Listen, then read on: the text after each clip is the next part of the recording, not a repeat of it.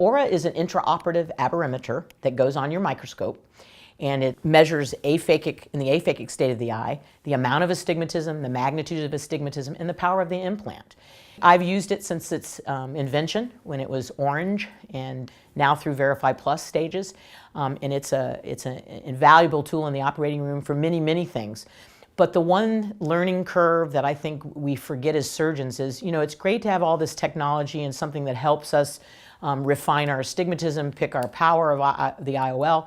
But if we don't know how to use it properly, it only mixes, muddies the waters, if you will, and our holy grail is now forgotten. If we have great pre-op going in and it matches our intra-op, our post-op outcomes are going to be great. And ORA is a tool in that, but you have to learn how to use that tool.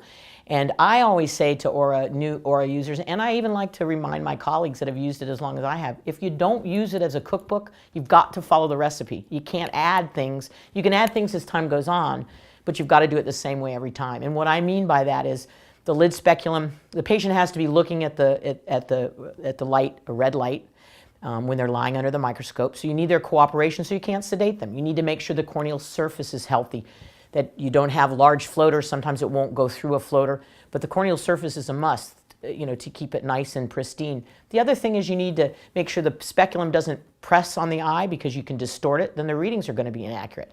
You must take away all the viscoelastic and the BSS, because you don't want anything to pool, because it will reflect in the readings. So my comment is I do the same thing all the time, and you have to measure the intraocular pressure, and it has to be at least 20 millimeters of mercury. And there's a tonometer, Barricare tonometer, that comes with the system, and you need to use it. Those things you have to do every time, and if you don't, you're going to get bad readings. There is a time that the ORA will not take a good reading, but mostly, in at least 50% of the patients that I do, it confirms my pre-op. But another 25 or 30%, I actually change the power of the implant. And I also think that there's a learning curve with doing the toric part of it, and I think that doctors need to utilize ORA at first by just picking, when they do the aphakic reading, forget about the cylinder. Just pick the spherical equivalent, pick what the power of the implant's going to be, and monitor that. Because if you get that and you know that that's right on, then that variable's solved, and then you can step off and do your AIs with the toric program, or the toric program for rotation, and it'll tell you when to rotate the lens, when not to rotate it. It's not simple, but it is, and it's not an exact science, but it is.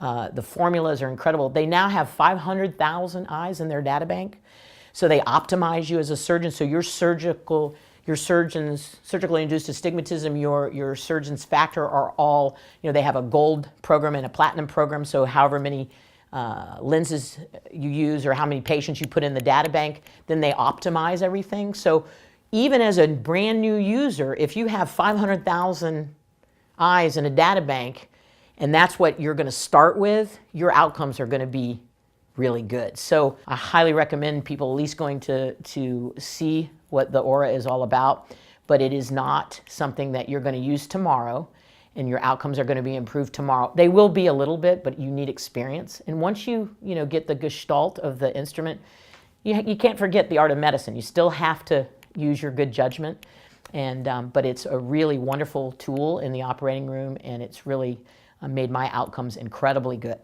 And I think it can be for everyone.